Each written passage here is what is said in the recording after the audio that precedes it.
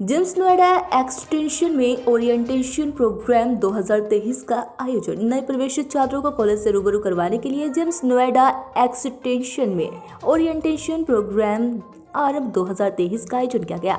इस प्रोग्राम में कॉलेज में बीबीए, बीसीए और बीजीएमसी कोर्सेज में दाखिला लेने वाले विद्यार्थियों और उनके माता पिता को पाठ्यक्रम, कार्यक्रम, परिसर के बुनियादी ढांचे और विद्यालय की नीतियों से परिचित कराना था।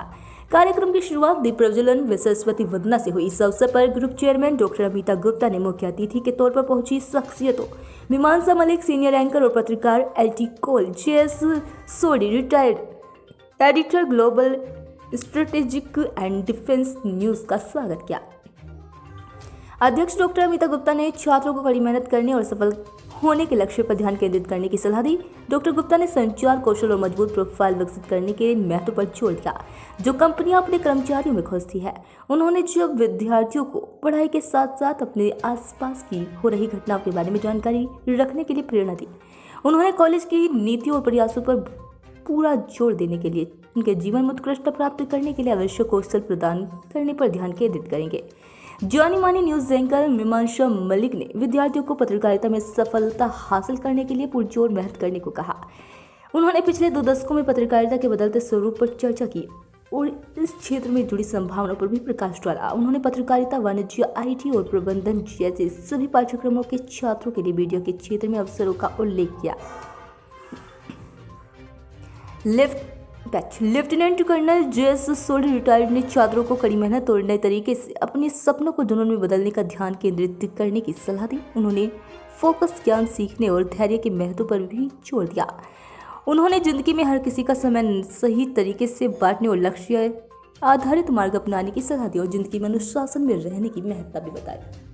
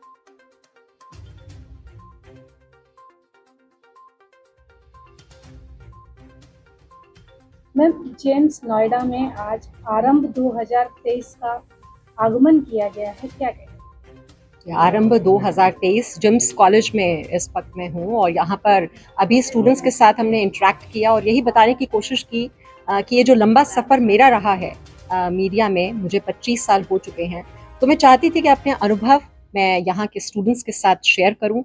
जो जर्नी में जो चैलेंजेस आए, किस तरह से आगे बढ़ना है, अडेप्ट करना है बदलती हुई परिस्थितियों में, और एक अच्छा पत्रकार होने के लिए कैसे आगे बढ़ना है, तो उसी पर फोकस था और वही मैंने बताने की स्टूडेंट्स को आज कोशिश की। मैम, चूंकि आप खुद एक एंकर हैं, तो क्या कहना चाहेंगी कि 25 साल पहले की पत्रकारिता और आज की पत्रकारिता में कितना फर्क है? इन 25 सालों में बहुत कुछ बदल गया है मीडिया जगत में। मैं कहूँगी तकनीक से लेकर जो पत्रकारिता के तौर तरीके हैं वो बदल गए हैं, चेहरे तो बदल ही रहे हैं, लेकिन कुछ अच्छे बदलाव हैं, कुछ बुरे बदलाव भी हैं, लेकिन इन्हीं बदली हुई परिस्थितियों में हमें आगे बढ़ना है और कहते हैं कि कलम में बहुत ताकत होती है और वही करने की कोशिश हर पत्रकार को करनी चाहिए अगर वो अच्छा पत्रकार कहलाना चाहे। मैम, आज के दौर में पत्रकारिता करना बहुत कठिन होता जा रहा है।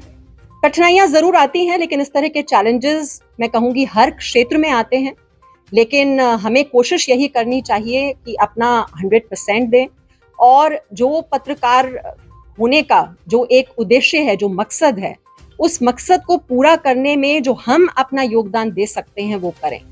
तो अगर आपने देखा है कि मीडिया की ओर से ही बड़े बड़े घोटाले जो देश में हो रहे हैं वो उजागर होते हैं, कहीं अगर कोई गलतियां हो भी रही हैं तो पत्रकार की ये कोशिश होती है कि वो गलतियां सुधरें।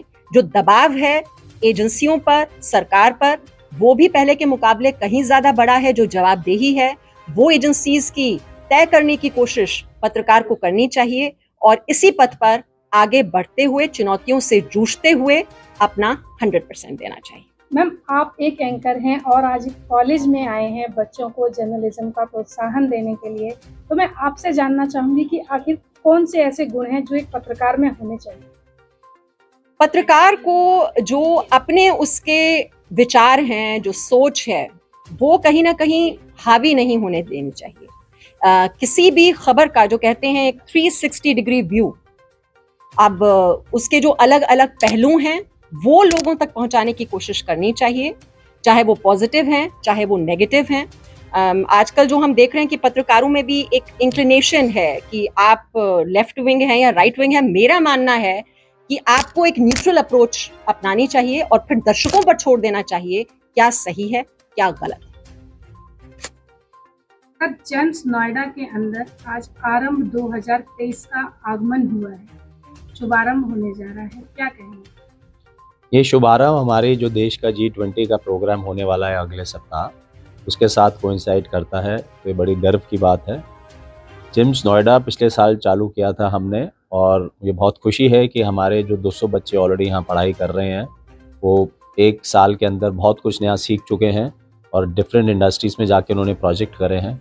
और मुझे उम्मीद है कि जो आज हमारे साथ बच्चे थे, जो हमारे चीफ गेस्ट ने उनके साथ अपना जर्नलिज्म का करियर शेयर किया और जो हमारी सारी फैकल्टी ने उनको जिम्स कॉलेज लाइफ के बारे में बताया, उससे वो सिर्फ ना ही पढ़ाई में ज़्यादा ग्रो कर पाएंगे, बट जो बाकी एक्टिविटीज़ हैं, समर ट्रेनिंग हैं, प्रोजेक्ट्स हैं, प्रैक्टिकल केस स्टडीज़ हैं और क्या आज हमारे पूरे वातावरण में नई पॉजिटिव डेवलपमेंट है, उसको समझ के और हमारे भारत की प्रगति के लिए अपना कंट्रीब्यूशन कर पाएंगे। तो जिस तरह से इस समय डिजिटल पर फोकस ज़्यादा हो गया है और आप एक पत्रकारिता का इंस्टीट्यूट खोल रहे हैं, तो कितना मुश्किल हो रहा है इसमें? वैसे तो आप देखिए मुश्किल नहीं, आसान हो रहा है, क्योंकि आज पत्रकारिता अगर आप करना चाहें तो आपने एक मोबाइल फ़ोन से कर सकते हैं और बड़े बड़े कैमरास की अब रिक्वायरमेंट नहीं है। मुश्किलें सिर्फ ये बढ़ रही हैं कि इतनी इन्फॉर्मेशन बोmbardment हो रही है, एक बच्चे को यही नहीं समझ पाता कि हम उस इन्फॉर्मेशन को कैसे डेटा में कन्वर्ट करें।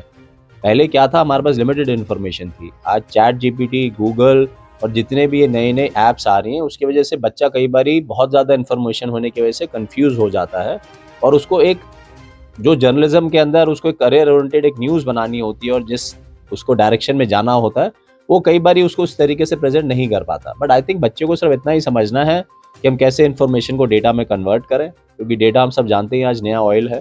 तो हम उम्मीद है कि हमारे बच्चे ये नई आधुनिक जितनी भी टेक्निक्स हैं उनको अभी कॉलेज लाइफ के अंदर ही अच्छे से समझेंगे और बाकी करियर में जाके उसको यूज़ कर पाएंगे।